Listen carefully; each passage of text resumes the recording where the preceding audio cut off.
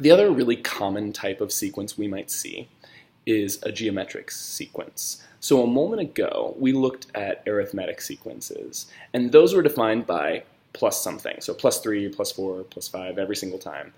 You could also do minus, and that would still be an arithmetic sequence because it's the same thing, just negative. Geometric sequences deal with multiplication. So you would take your starting term, and I'm going to use 1, as you can see, and multiply by the same thing every time. So let's go with a double sequence, right?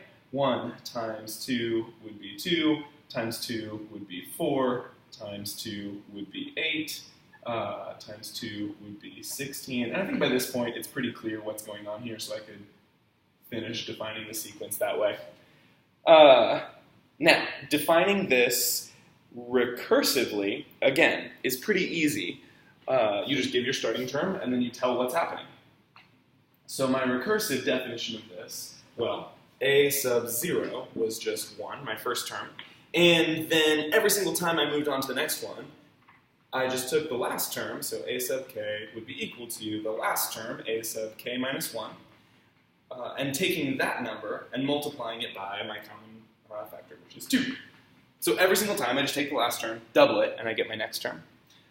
So turning this into an explicit sequence is the thing that freaks people out, but it does make sense.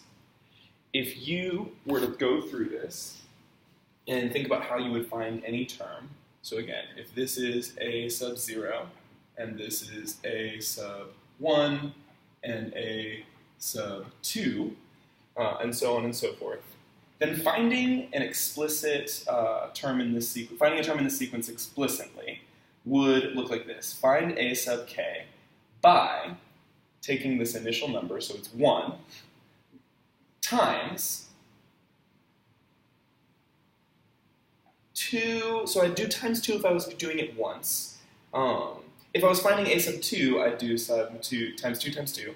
If I were doing a sub 3, I would do times 2 times 2 times 2. So 2 times 2 times 2. That's the same as 2 cubed.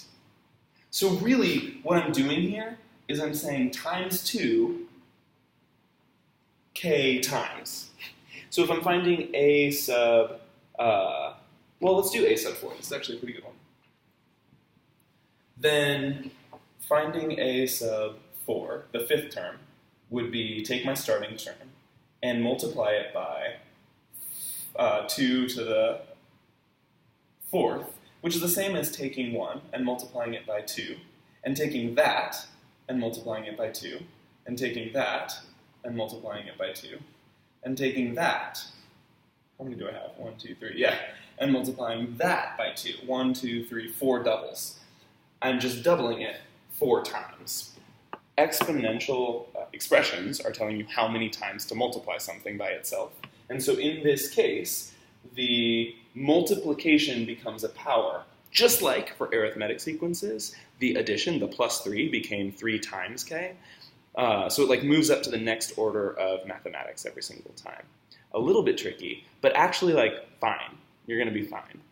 All right, keep it up. See if you can define some of these explicit geometric sequences. This is the part that trips people up.